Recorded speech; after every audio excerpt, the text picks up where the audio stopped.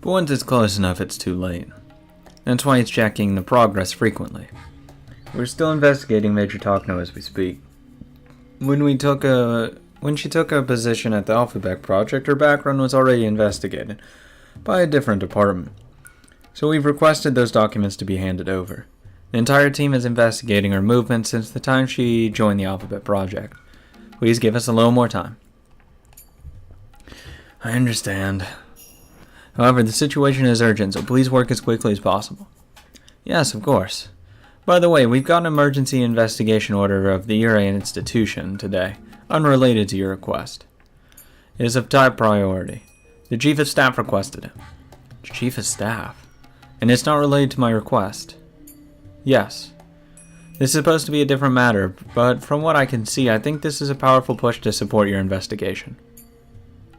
The Chief of Staff is helping? It's hard to figure out the meaning of this. The only thing Tomitake can tell from this is that the top of the ground self-defense force has realized the danger of the conspiracy surrounding the Ura institution. As Rika said, if this conspiracy's intention is to enact the emergency manual, then the opposite camp will try to stop that from happening. His request for an investigation is the first step to stopping that from happening. So if the masterminds were influencing the Chief of Staff, he would try to put some pressure on this investigation. Yet he is supporting.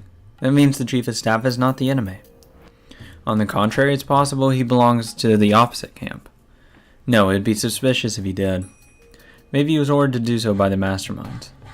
If that's the case, the enemy has sensed something already, and it's possible they'll start exerting pressure. How much can Tomitake find out before that happens? He doesn't know too much about the upper positions, but for the Chief of Staff to get involved, putting aside if Takano is guilty or not, it certainly has something extremely big is starting to take place around the Ura institution. We're making progress on the investigation of the Ura institution. We haven't analyzed it yet, but there is some suspicious movement of funds within the institution. We don't know if it's just a simple paperwork mistake or if someone is actually trying to juggle something. I have an expert looking into it. What do you mean by suspicious? Well, as you know, there's an account for funds to run the Ura institution, but the numbers don't match.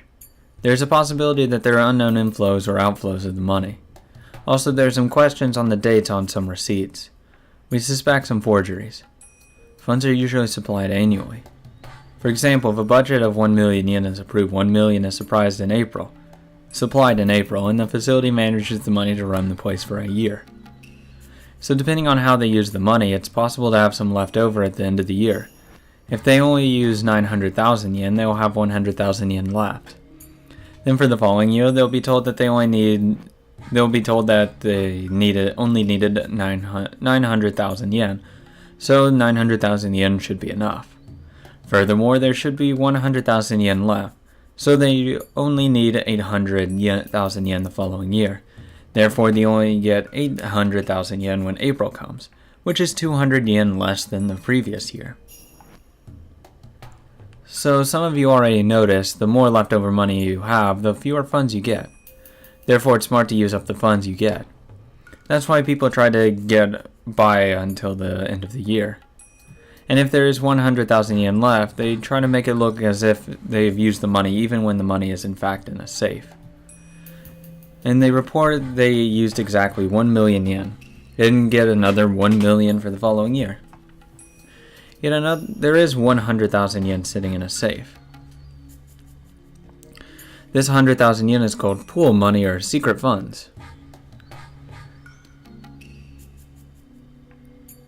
If they keep running, they only have 900,000 yen per year. Then 100,000 will be added to the safe every year. Thus it will keep increasing. And only a handful of people know about the money, and then they'll eventually divvy it out once the money stops coming in. This process is known as embezzlement, or a grab. As previously said, the Alphabet Project is using this exact trick, and certain masterminds are pulling the huge amount of public money. To avoid this kind of situation, there is an accountancy audit every year. The people overlook to make sure nobody makes a personal gain from secret funds. By the way, it has been said that the reason why there are lots of civil engineers going on at the end of the year is so they won't have that 100,000 yen left, but that's not relevant at this point. The point is that they have to work hard to get the funds they want. Well, this is an example of having some money left, which is a good situation. However, it's also possible there is not enough money. Since they only receive what they need for a year, they really don't have any money saved up to use in case of an emergency. Therefore, an estimate report should never show more expenditure than revenue. If that happens, that means there is some extra money over other than what that was supplied. In other words, there is secret money involved. Tomitake was told that it's still being investigated, but the suspicious movement of the Uri institution funds could be either case. That would be bad. The former is okay. It happens quite often. The latter, that's suspicious. However, if it's the latter, there could be something very nasty hiding underneath. In other words, there's a possibility that the funds are coming into the Uri institution for someone other than the formal sponsors. To be more exact, it means there's a possibility of someone putting in money out to the Uri institution to intervene. That's dangerous.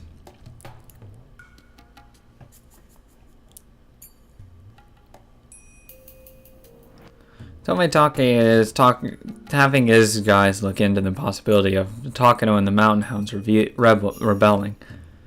It is possible for Takano to take part in the conspiracy because of her personal reasons surrounding the research, but it's hard to believe the Mountain Hounds would do it because of sympathy. Oh no, they're getting money. For the Mountain Hounds to take part of it, a huge amount of money must be involved. And this discrepancy could be a sign of such. Oh, I guarantee it is. I guarantee it fucking is. And it's dangerous and it's scary. Hello. Sorry, I just received a report. You know Koizumi, don't you? The head of the old Koizumi faction. He passed away recently and the faction broke up. Do you know anything about a personal relationship between Major Takano and him? Yes. I doubt Tomitake does, though. Oh, well, he does say it, actually. That's surprising.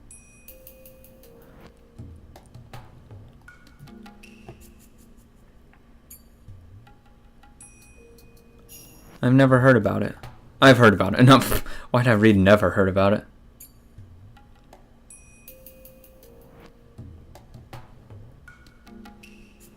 Do you know Koizumi and the late Dr. Takano had a personal relationship?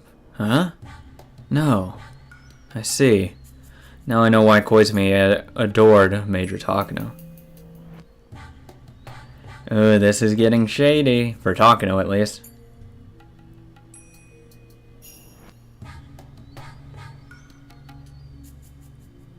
This is very interesting.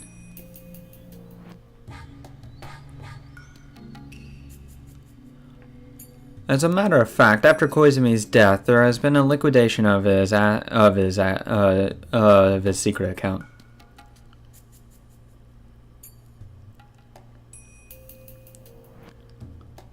And they found some withdrawals made by Koizumi himself instead of his attorney, who took care of his finances. It happened about half a year before the Uri Institution establishment was approved by the Alphabet Project. Okay, just making sure. Didn't Koizumi use the money to make necessary arrangements beforehand to establish the Uri Institution? No, his attorney took care of the money for that. So this money went straight to Takano. So the withdrawal wasn't made for that purpose. It must have been a very personal expenditure considering he bypassed his trusted attorney. So the relationship between Koizumi and Takano overlapped with that.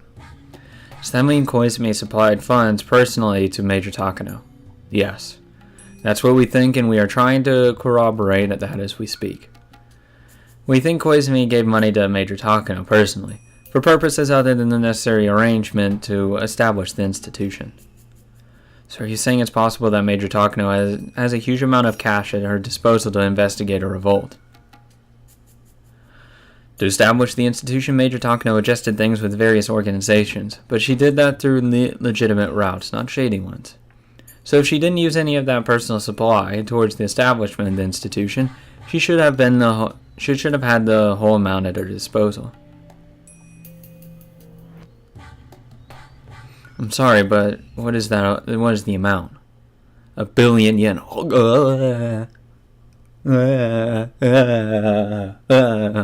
Holy shit! What? Jesus Christ! Oh, good lord. Good lord. Tomitake knows Takano at a personal level, but he has never since she was rich. She was actually rather tight with her money. To be fair, I would be too, but that's not the point. I don't have 1 billion yen. She never acted as if she had 1 billion yen. Oh, good lord. 1 billion. But then, that money is not just money to her. It's support from her grandfather's friend. She has to save it for when she needs it the most, i.e., around this time. If the new board of directors had even a little interest in the research, she would have used the money on them, but they simply laughed at it. That's why Takano gave up on bribing them. She decided to use it now, because the research of the Hinamizawa syndrome is being terminated. With 1 billion yen, it may be possible to bribe the mountain dogs. If Takano is sponsors, it will be even easier. Her grandfather couldn't complete his life's work, but she's planning a magnificent ending for it. Shit. That's not her true intention. Someone is deceiving her and using her. 1 billion. Takano, sorry. Tomitake regrets not being able to understand her sadness, although he was right beside her. 1 billion?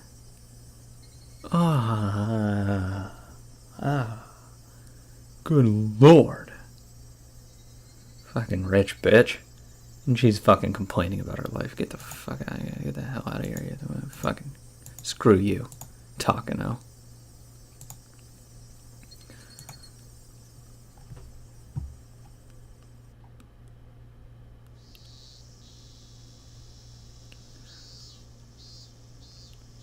I can't believe she's that rich. The preparation for tomorrow's festival is moving right along at the Furude Shrine. Station wagons and pickup trucks are bringing in tents and equipment, and the village youth grow up and some middle-aged men are unloading them. I heard Rika's really sick. I hope she's okay. I heard she didn't go to school again today. I hope she gets better soon. Dr. Yurei. How is Rika doing? Well, she had a bad cold, but she's over the hill. She still needs to take it easy, though. I just went to see them, and told them to stay in bed. I see, Satoko is sick too, huh? Both of them staying home sick together. I'm sure they can't help playing with each other. Considering they got sick together, Rika and Satoko are really close, huh? Kimiyoshi. Dr. Yurei just told us that Rika and Satoko are over the hill. Oh, I see.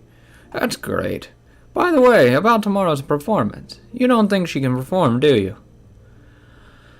She says she's going to do it. If you asked her, I'm sure she'd be more than happy to. But as a doctor, even if she didn't have a fever today, I'd rather not let her do that. Oh boy. Oryu, Rika is getting better, but she still has to stay in bed. Well then, we don't want to force her to have her collapse on the day of the festival.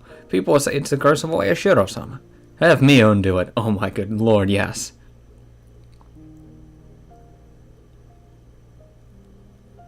No, the villagers are worried. They say there may be a curse again this year. And Tatsuko from the Hojo family and Rika, right?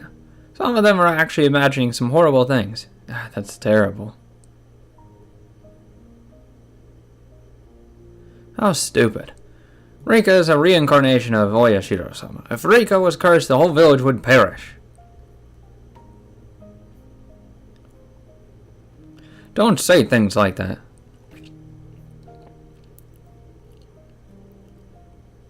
Oh my, you're right. Dr. Yurei, can I see them? Please let them rest for a while.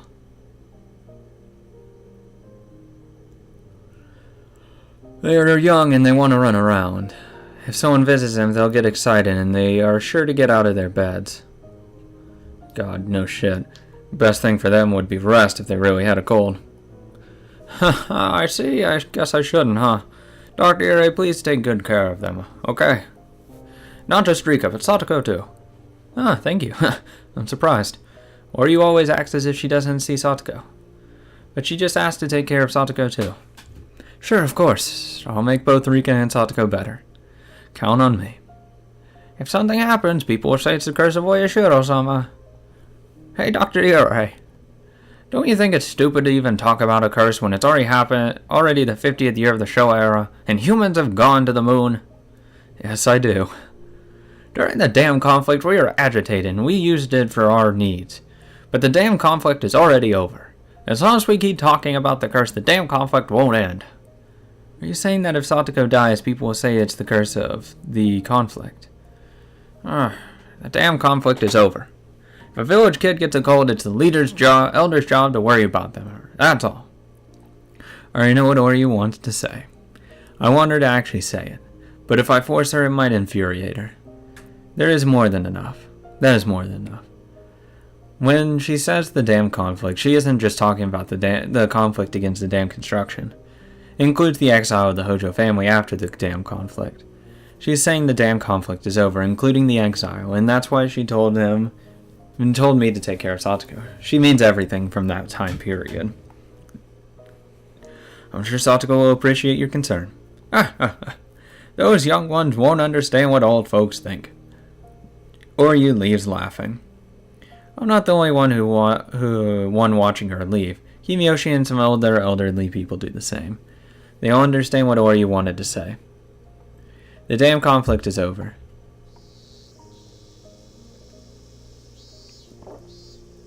Satoko is a healthy girl. If she's down with the fever, it must be a terrible cold. Dr. Ire, please take care of them. Since we aren't allowed to visit them, please let both of them know that we're all worried about them. Sure. They'll be happy to hear that. I vow to myself. Takano is more than likely planning something for tomorrow, abusing the curse. I can't let it happen. The curse of Oyashiro-sama will end in the 5th year. That is for sure. Put your foot down.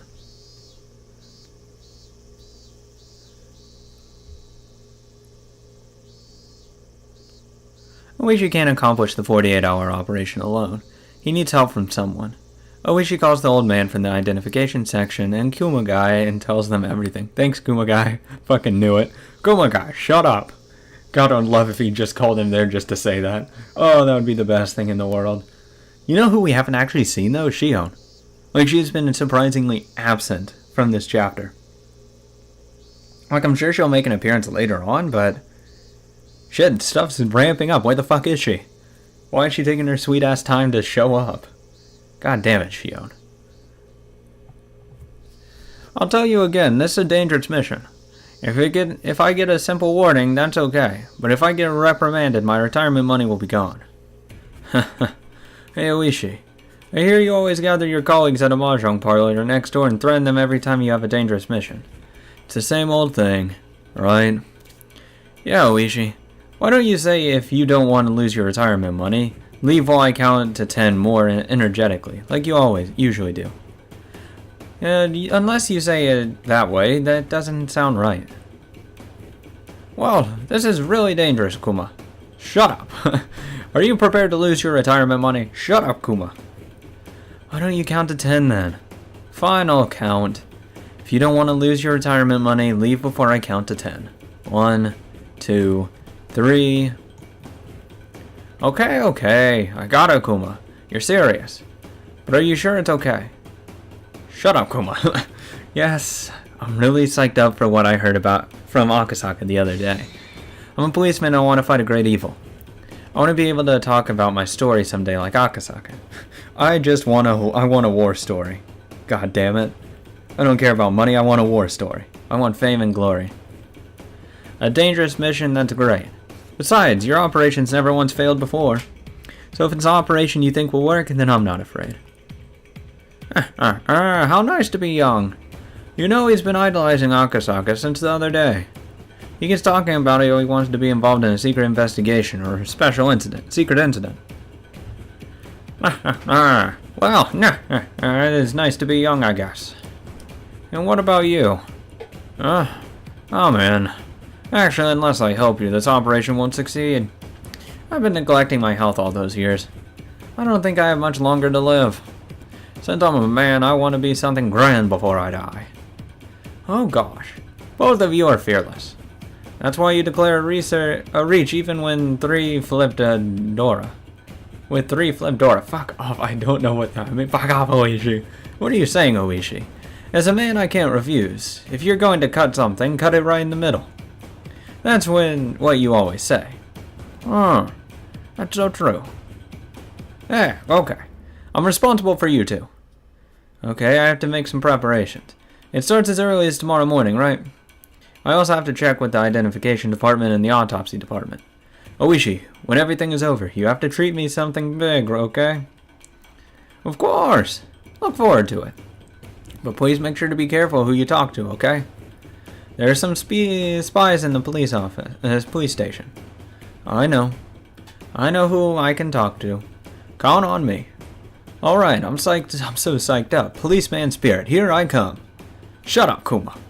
It took Oishi all night to come out to a decision, but those two decided immediately. He can't help question himself. Are you really a man, Oishi?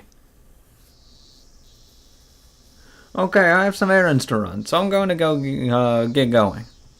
Kuma, could you please take the old man home? Thank you for coming on your day off. Don't worry about that. I'm getting psyched too. This is the first time I challenge myself at this age. I'm not going to be afraid. I'm going to enjoy myself instead. Thank you very much, old man. And Kuma. Oishi sees them off and thanks them, although they can't hear. Kuma, you fucking idiot. Oishi stops by a flower shop. He buys a bouquet of Chinese bellflowers. Purple Chinese bellflowers are the most popular ones. Oishi likes the color too. But on this day he never chooses purple ones. He gets unusual white Chinese bellflowers. With the bouquet in his hand, he heads to a cemetery that's across from the flower shop. God, that is such a fucking cheeky ass move. Shut up a flower shop right in front of a cemetery. Good lord. Whichever came first. That's a fucking dick move. Like, because I imagine the cemetery's been longer there than the flower shop, because that's a dick move. Oh, you're visiting the cemetery, bring flowers for her. It's like, fuck you. Goddamn price gougers. Today is June 18th. The real anniversary is tomorrow, but he has to work at Watanagashi that day every year, so he always visits the grave on this day. Today is the day before the anniversary of the old guy whom Oishi adored as his best friend, brother and father. Every year, I promise you that I will find your right arm. But I still haven't had any luck yet. Oishi talks to the grave. He puts down the bouquet of white Chinese bellflowers. But I finally got a chance to get close to the truth of your death. You know, it's funny. The Sonozaki family has nothing to do with it. I kept promising you every year that I'd bring Oryu here and have her kneel down on the ground. But I was so wrong. I don't know what to say. You'd smack me if you were here. I misinterpreted the target and kept running, and then got hit at the end. I shouldn't have assumed. I should have moved up more carefully. I haven't made any progress. It's the same with Mahjong too. I'm a fool for getting ideas into my head like this, not doubting them even a bit. That's what I've been saying, Oishi, you fucking bastard. Oishi is foreseeing vaguely. The way Yurei said it, he could guess. There is nothing behind the old guy's dismemberment murder. The events that following were separate incidences. The particular murder was an individual incident, and had nothing to do with anything else. Since the main culprit was the only one who was caught, Oishi needed someone to blame, and the mysterious Sonozaki family was the perfect target. The drama of revenge that Oishi believed in never existed. I'm thinking of doing something really dangerous. Considering the risk, there isn't much return. If anything, I may find the truth. But I feel I can finally forgive myself. Oishi bows deeply to the grave. Then he hears footsteps. He suspected someone who knows the old guy. That person can't come on the day of Watanagashi every year either, so she comes on the day before just like Oishi. She always brings blue hydrangeas. Was his wife? The purple Chinese bellflowers and her blue flowers don't go well together. That's why Oishi picks white Chinese bellflowers. Usually the hydrangeas are already here, but he had a secret meeting with Kumagai early this morning, and came straight here, so he arrived before this person did. Visiting a grave isn't a race. It's spiritual. He is curious about this person who brings flowers every year on his anniversary, so he looks up. What the fuck? Well, there you go. There's my answer. Okay, whatever, I guess. Oh. Are you visiting someone's grave, too? Oishi states the obvious. Oh, that was Oishi. Oops. But he guesses everything. When he sees the hydrangeas, everything makes sense. Oh my. Are you supposed to be working? What are you doing here? Sonozaki Akane laughs as she hands a bouquet of hydrangeas to her daughter, Shion. Shion doesn't know what to do, caught between her mother and Oishi. Hey, how long have you been going to stand there? Come on, move over. Oishi moves over as told and talks to her. So, you are the one leaving hydrangeas every year. Aren't they beautiful? They're from my backyard. Hydrangeas are beautiful in June. Your Chinese bellflowers are unusual too. White ones, huh? They are nice. Uncle Oishi, excuse me. Can I put the flowers down? Shion kneels down in front of the grave and gets the flowers ready. She puts the hydrangeas in the vase with the Chinese bellflowers. The white Chinese bellflowers and the blue hydrangeas look beautiful together. They remind us that summer is beginning. What a coincidence, they look beautiful together. White and blue, they match perfectly. I saw blue hydrangeas every year I came. I thought blue flowers wouldn't go well with purple flowers. I see, then we should get along just fine, huh? Yeah, I guess. What's the matter? Did you see something on an x-ray? You aren't your usual self today. Oh, really? Since you've been good to us, I'll bring some hydrangeas to your grave too, so don't worry. Oh boy, oh, by the way, you still owe us one of our shops, right? I'll bring a bill too. I have no idea who's fucking talking at this point. Oh boy, you both never run out of things to say, do you? Well, I don't plan on leaving this world quite yet. It won't be long until my retirement, but I'm still going strong. Very well. As a citizen of Okinamiya, I'm glad to hear such reliable words. It's supposed to be just a formal greeting, but it feels a little different. Can you tell me one thing? The Guardians and the old guy, the site manager, they didn't get along, right? So why do you bring flowers for him? No, we didn't get along at all. We were enemies. Right, Shion?